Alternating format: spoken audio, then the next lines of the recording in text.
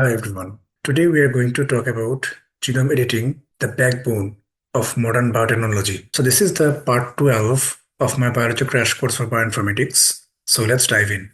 So first of all, let's start with understanding what genome editing means. So this is the DNA sequence. I mean, you can assume at least that this is the DNA sequence, and you can try to find some pattern in the DNA sequence, and you want to replace it with some other DNA sequence. Basically, what I mean, this is exactly what we do in Microsoft Office Word or in any like notepad or document, right? You find and replace strings in your document. Very easy. This is the same thing we are going to do with genome using this particular technology. So in genome editing, we mainly have two things, deletion or replacement. Okay. So either you can delete a part of your genome or you can replace that part with some other thing. So in order to understand this particular tutorial, you need to be able to understand the part one of this crash course series. So part one is the basics of human DNA. Part six is about gene expression. And part 11 is about immunity and antigen antibody, those things. So if you have a good understanding of these three videos, then actually you don't need anything else to understand this current video. So the crash course has been designed in a way that if you're following along part 1, part 2, part 3 up until part 11, then you already have enough background to understand everything that I'm talking about here. So first of all, let's acknowledge these two wonderful women. So they are the ones who first actually came up with the idea about genome editing. Their names are Dr. Jennifer and Dr. Emmanuel. So they also won the Nobel Prize in chemistry for doing this. So in order to understand their idea about genome editing, we first have to discuss bacterial immune system. Why? Because that is where they were inspired from in order to carry out this process. So let's first talk about a little bit about the bacterial DNA. So this is a bacteria. So let's take out the bacterial DNA, which looks like this wrapper like thing, and let's take a small portion of this bacterial DNA. So if we break down this small portion of the bacterial DNA, it has some spaced like blue area, which are known as palindromic repeats. Okay, so these are palindromic repeats, and in between the palindromic repeats, there is something called spacer. So first of all, let's understand what is there in the palindromic repeat. So it's quite fascinating what scientists actually found in these repeats. So suppose in this palindromic repeat, you have this sequence GAATTC. So this is the forward strand, right? DNA is double stranded. So it's the forward strand. So if you look at the complementary strand, you know that complementary of A is T and complementary of G is C. This is old knowledge. Now, if you try to read this complementary strand from the 5' to 3' end, you are going to get the exact same string. So as you can see, in the forward strand, it is GAATTC. In the reverse strand, it is also GAATTC. Exact same thing. This is what palindrome is. Palindromes are those words which, if you read from start to finish and finish to start, you will basically pronounce the same thing, right? That is palindrome. And these spaced sequences in between all palindromes, which is pretty fascinating in bacteria. Now, what is the spacer? Spacer is basically a small portion of the viral DNA. So what happens is this virus, different kinds of viruses attack the bacteria. So when they attack the bacteria, what the bacteria does is it sort of collects small portion of the viral DNA and stores it as a spacer inside his own DNA. Why does he do that? He does it because later on, if he finds a similar virus invading in his body, he will try and kill it by recognizing the spacer. Okay, I will talk about this in detail in the next slide. So bacterial DNA is basically called CRISPR. So CRISPR's full form is clustered, regularly interspaced, short palindromic repeats. So you now know why it is called so, because the palindromic repeats are sort of spaced by these spacers collected from the viral DNA. And the genome editing system that the wonderful woman in the previous slide proposed is called the CRISPR-Cas9, which is still very, very popular. So let's now actually see how exactly the bacteria collects these, or should I say, collects these spacers, and how they use these spacers to actually defeat the attacking virus. Because that is going to help us understand how exactly we do genome editing in the modern day. So this is the bacteria, this big green blob, it is the bacteria, and a virus is attacking this bacteria. So the way the virus attacks the bacteria is it sort of like pushes its own double-stranded DNA inside the bacteria.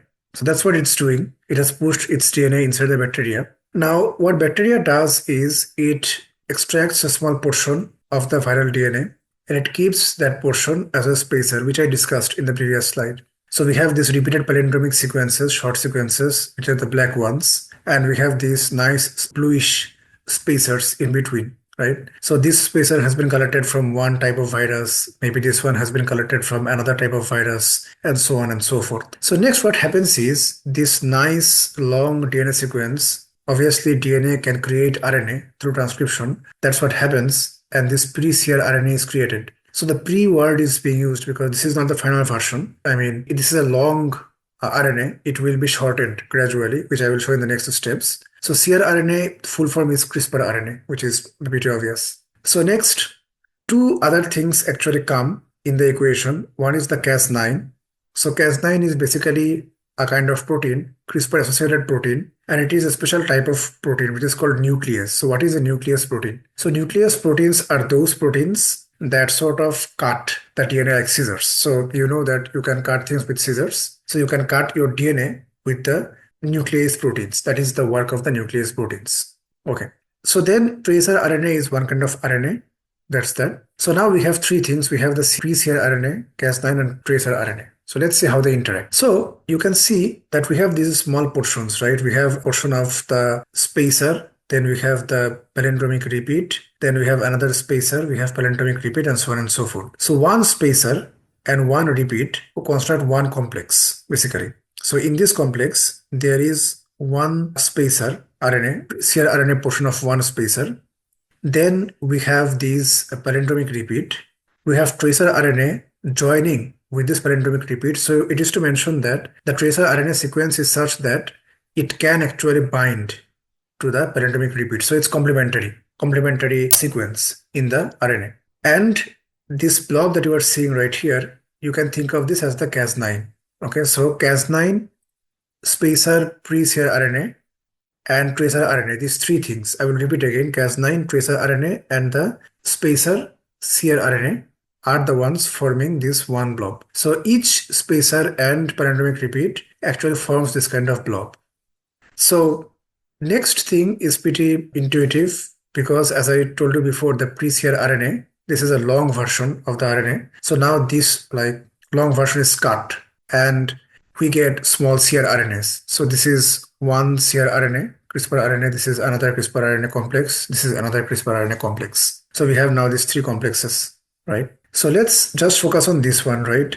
Which actually came from this virus, right? Because this virus actually donated a DNA, and this DNA was collected by the bacteria, and ultimately this actually formed into this complex. So what now happens is this cRNA or this complex that we are talking about, when a new virus comes, so assume that this virus is actually very similar to the virus we saw before in the previous slide, right? And obviously it does the same thing, same trick in the book.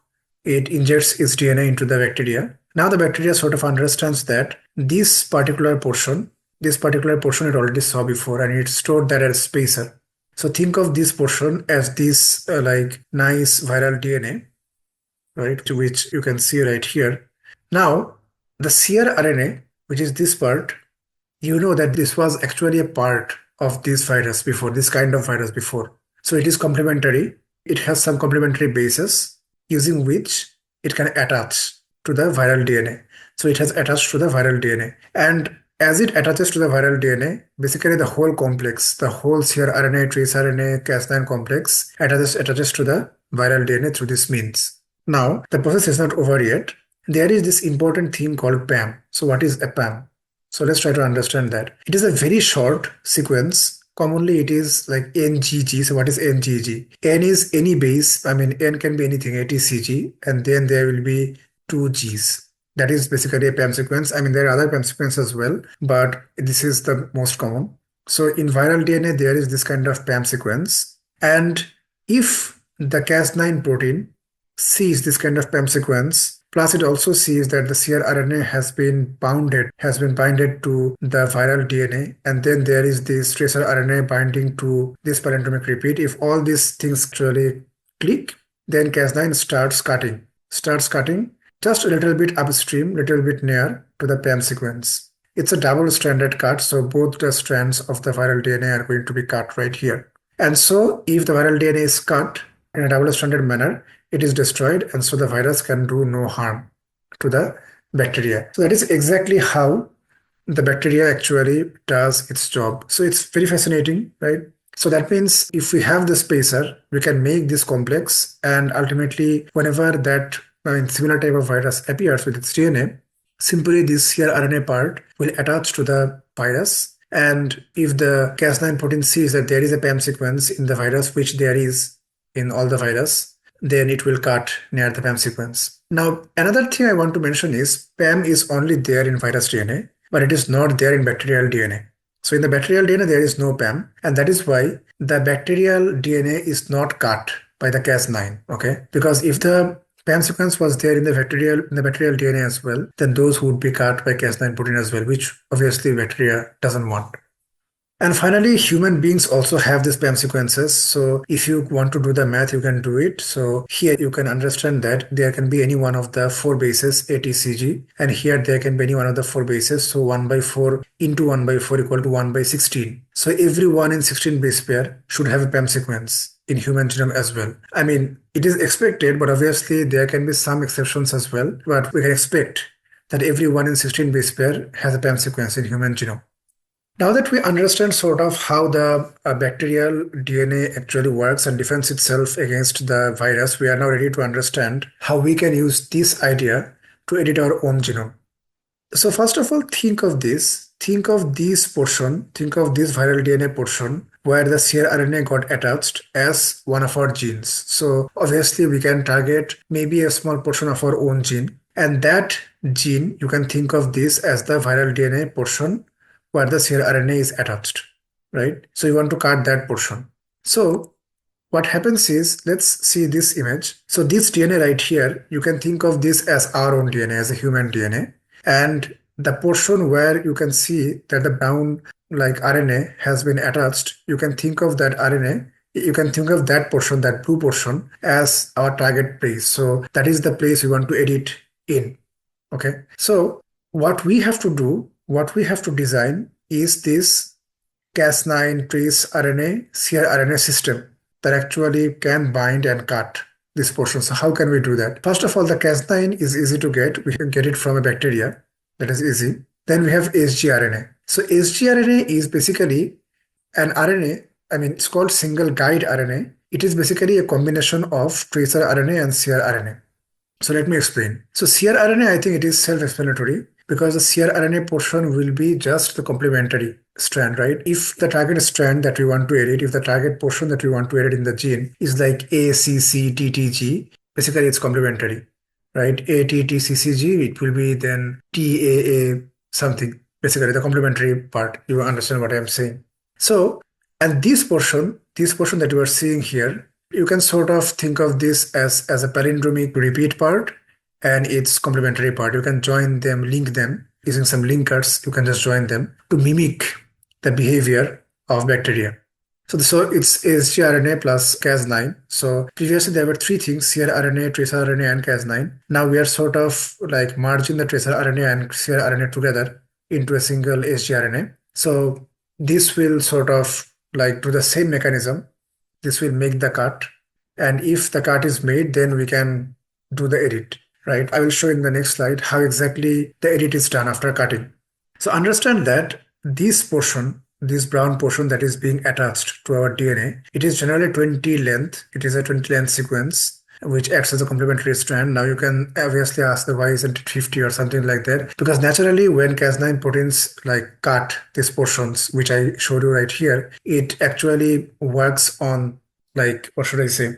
I mean 20 length sequences. So that is the natural process. So that is the most efficient process. That is why it's done this way. So in this slide, we basically understood if we want to cut a specific portion of our DNA, a specific gene or something like that, how exactly we can do it, right? We can design a complementary strand of RNA. We can design a palindromic repeat and connect it with the appropriate complementary base RNA. And we can, through linker, and we can form this entire thing into an sgRNA. And this is very easy because sgRNA is not double-stranded, it is single-stranded. So we don't have to worry about making it double-stranded or things like that. And then it will just join, and then the Cas9 protein will cut this. One important detail here is that, as I told you before, that the PAM sequence is necessary. So even in this case, there has to be a PAM sequence nearby. So unless there is a PAM sequence nearby, this process will not work.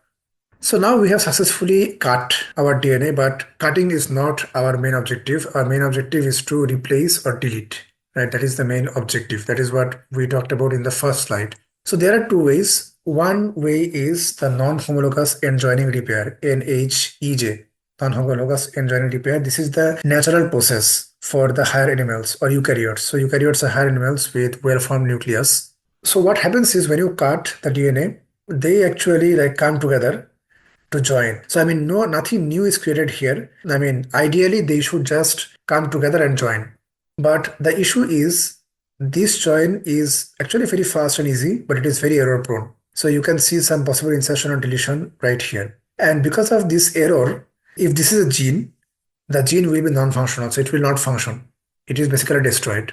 So this is the part, this is the deletion portion. So if you want to delete a gene, if you want to delete some important thing in your DNA, I mean, by important, I mean it can be harmful as well, like harmfully important. So then this is the easiest way. So you just simply cut your DNA, I mean, cut the gene that is responsible for some harm, and then this non-homologous end joining repair will automatically destroy it. So yeah, that is the thing. So it's a deletion mechanism. Now, if you want to correct your gene, so you don't want to just delete it, you don't want to delete this, rather you want to correct. So suppose you have a gene where some unwanted mutation happened, you want to correct that mutation, right? You don't want the mutation to happen, you want to replace it with something else. Then what will you do? So then the process is called homology-directed repair, HDR. So it's not very common for eukaryotes. It is common in prokaryotes, which is the lower animals. Now for eukaryotes like humans, it only happens during certain phases of cell cycle.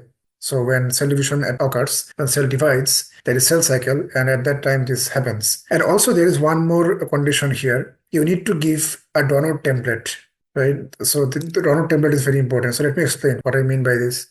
So suppose the gene is like cut, double stranded cut, like I showed in the previous slide. Now, obviously, we want to replace this cut part with something else, something that we want, some string or some DNA that we want here to be. That is the donor DNA template. So this light purple portion is the donor DNA template, right?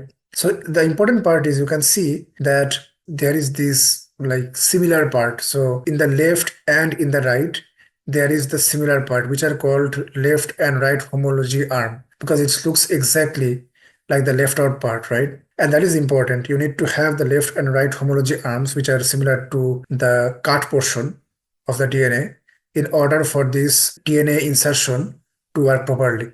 So that means if you properly provide the donor DNA template and the progress takes place during like the certain phase of cell cycle, then your insertion or basically a replacement, I should say, because it's basically cutting away and then replacing with something else will be successful. And this is done for gene correction. So that is that. Now let's talk about some limitations of this genome editing system. So first of all, there is this off-target effects. Now, obviously, we are targeting a certain gene region for the replacement or for cutting. But obviously, in humans, there can be many similar region to the one we are targeting. And obviously, this system is not perfect. So your sgRNA, SG guide RNA can actually attach to a wrong place. And so if you edit that wrong place and you correct there, then unwanted mutations can actually happen, which we don't want. Then, as you saw in the previous slide, the HDR process with which we are doing gene correction, it is not very efficient because it repairs only during the active cycle of cell division. So this largely, limits its usage. Then we have the, Cas9 problem because Cas9 is not from humans. Rather, it is from what? It is from bacteria, right? So it can trigger, immune response from the humans as well. And finally, the PAM requirement limitations. As I told you before, the PAM sequence needs to be somewhere very close to the place we are trying to cut. And if it's not there, then we cannot target that place. We have to do other mechanisms to target that same place.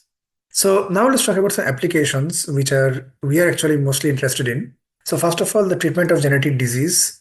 So this is very clear. If you want to correct some mutations or then this is a good option. Also in cancer therapy, knocking off cancer genes. So cancer genes are also called oncogenes, by the way. This is a terminology. This is a good choice because as we saw before, you can use this system to delete the genes and destroy the gene functions. And you can also use it for enhancing cancer killer T cells, right, by using some gene correction.